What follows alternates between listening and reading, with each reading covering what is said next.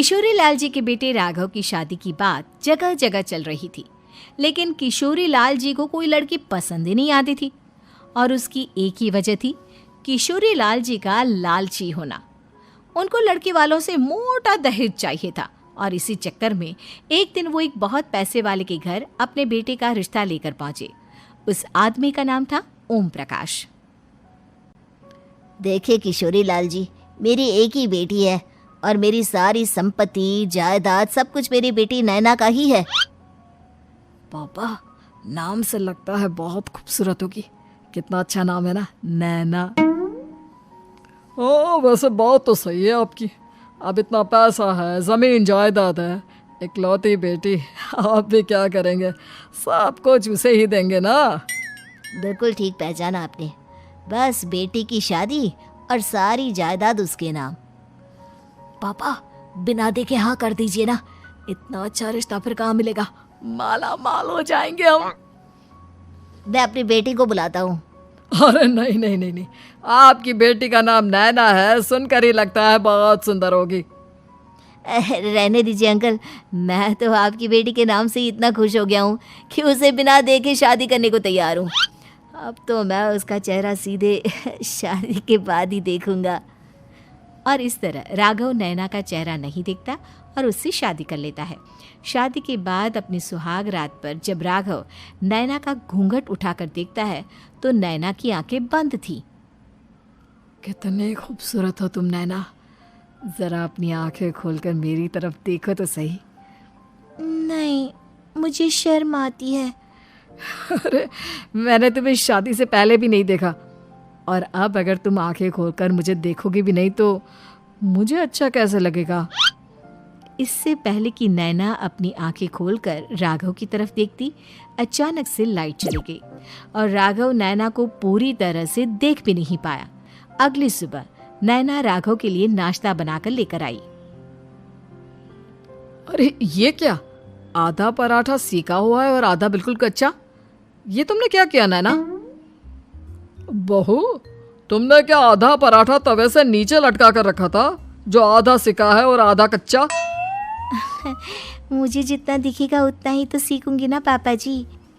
जहाँ जहाँ मुझे नजर आ रहा था वहाँ मैंने सीख लिया, जहाँ जहाँ नहीं दिखा वहाँ कच्चा रह गया होगा।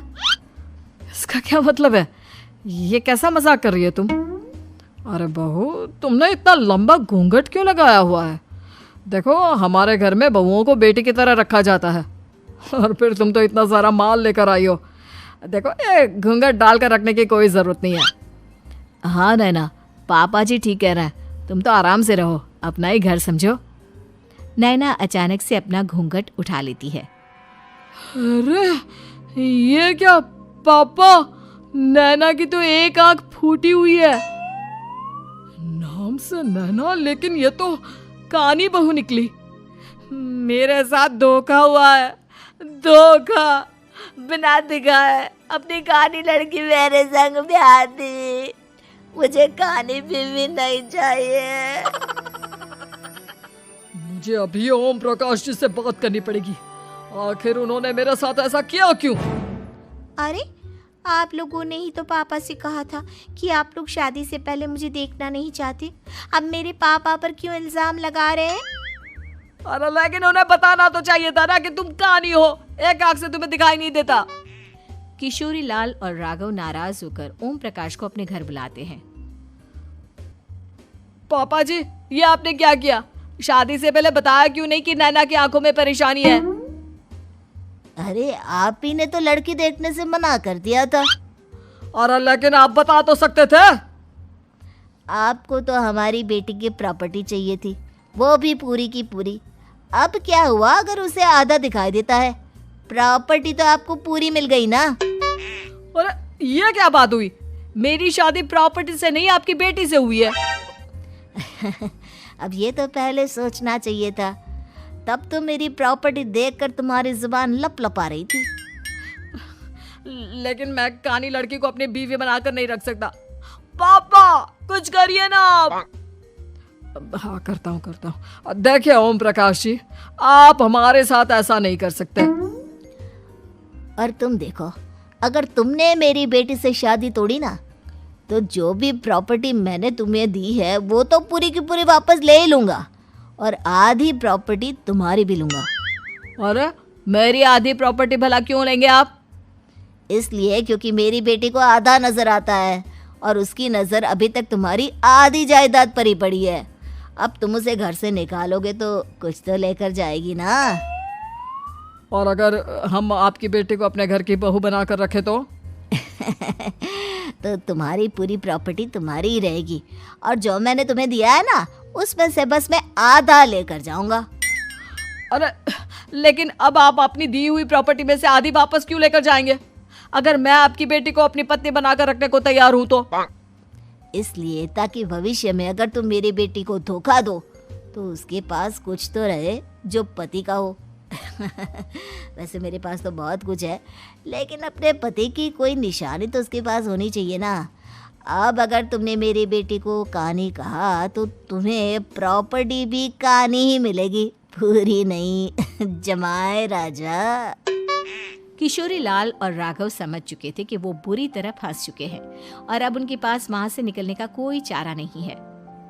अब समझ में आया ना, लालच बुरी बला होती है। एक तो तुम्हें प्रॉपर्टी मिली, ऊपर से बीवी मिली, उसमें तुम्हें नखरे भी दिखाने हैं। आए बड़े, चुपचाप बैठो दोनों। कुछ दिनों के बाद नैना राघव की कार लेकर बाजार घूमने निकलती है और जब कार लेकर वापस आती है, ये क्या? एक तरफ से मेरी गाड़ी पूरी खराब हो चुकी है।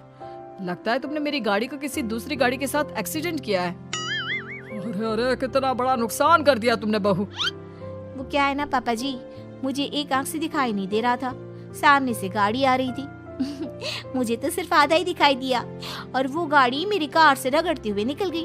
अब मैं क्या करूं बताओ? आप इसे ठीक कराने के पैसे कौन देगा? तुम्हारे पापा।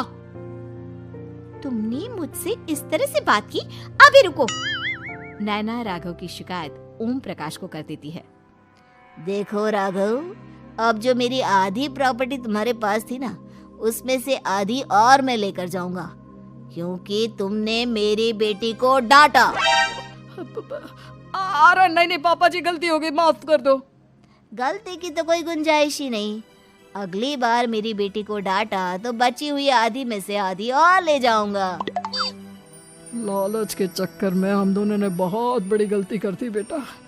एक तो तुम्हें कानी बहू मिली और ऊपर से जो माल मिला वो भी काना। इस तरह राघव की हर एक गलती पर ओम प्रकाश उसकी प्रॉपर्टी का आधा आधा हिस्सा लेकर अपना सारा माल वापस ले गया और राघव को कानी बीवी से काम चलाना पड़ा। भाई लालच वाकई में बुरी बला है।